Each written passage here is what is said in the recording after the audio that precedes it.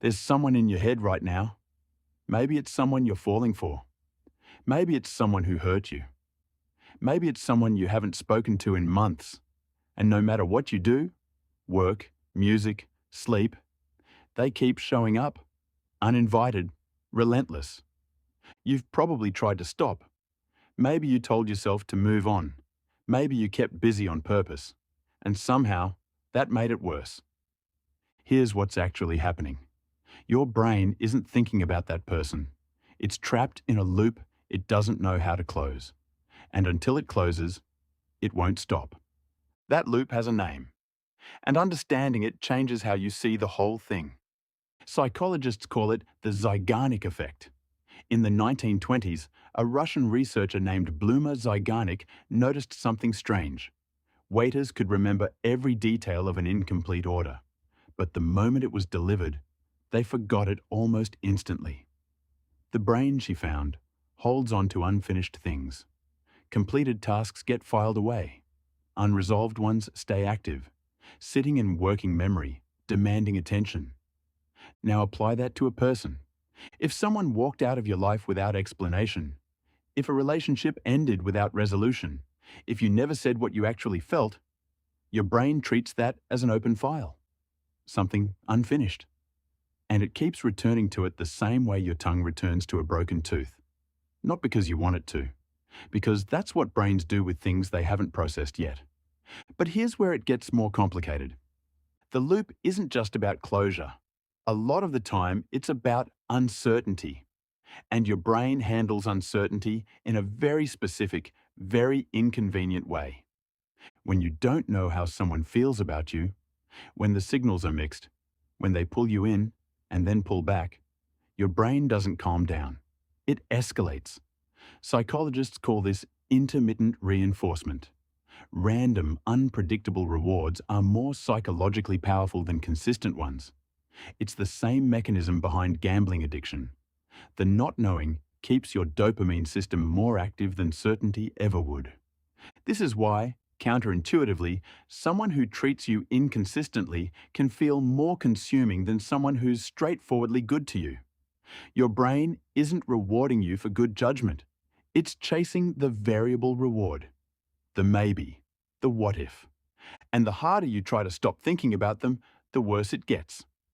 There's a study from the 1980s you need to know about. Psychologist Daniel Wegner told participants one simple thing. Don't think about a white bear, just for a few minutes. Don't let it enter your mind. What happened? They couldn't stop thinking about a white bear. Every time they tried to suppress the thought, the brain had to check whether it was suppressing it correctly, which meant thinking about it again. Suppression creates the very thing it's trying to eliminate. The same process applies to people. Every time you tell yourself to stop thinking about them, your brain runs a quick check. Are you thinking about them? No? Good. Are you thinking about them now? What about now? The attempt at control becomes its own loop. So if suppression doesn't work, what does? Research on intrusive thoughts suggests that the more effective path is something called diffusion, a concept from acceptance and commitment therapy. Instead of pushing the thought away, you observe it from a slight distance. You notice you're thinking about them, without treating that thought as an emergency that needs to be solved. The thought loses urgency not through force, but through familiarity. Your brain stops flagging it as unfinished business and starts filing it as background noise. This takes time, and it works better than most people expect. But there's one more layer here that most conversations about this completely skip. The person you can't stop thinking about, you probably don't know them as well as you think you do. Especially if the feelings are intense and early, or if the relationship was brief or unresolved. What your brain is actually obsessing over is a version of them it constructed from limited information. You filled in the gaps, their motivations, their feelings, what they meant by that thing they said, with your own imagination. And your brain fell in love with that construction, not necessarily the real person. Psychologists call this the halo effect combined with idealization. When we're drawn to someone, we unconsciously fill missing information with positive assumptions. We build a mental model, and then we become attached to the model. The real person could be completely different. Often they are. This isn't a criticism. It's just how human cognition works. We are pattern-completing machines. We don't handle incomplete pictures well, so we finish them ourselves. The problem is, we then relate emotionally to the finished picture, which only ever existed in our own heads. You're not just missing a person, you're grieving a version of them you created. And that version never had the chance to disappoint you, contradict you, or be ordinary. It stayed perfect inside the loop.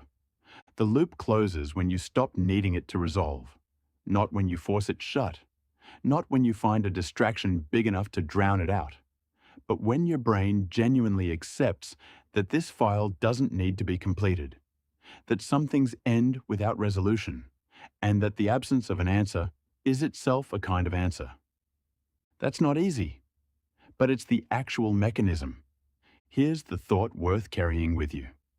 If you can't stop thinking about someone, the question worth asking isn't, why won't my brain let them go?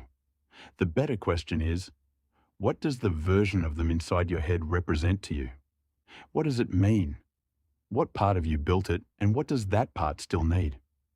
Because more often than not, the loop isn't really about them at all. It's about something unresolved in you. And that's actually good news, because you're the one who has access to that. And if this made something click for you, that's exactly what Curio Brain is here for. Every week, we break down the psychology behind the things you feel but can't quite explain. Subscribe so you don't miss the next one. And drop a comment if this one hit close to home.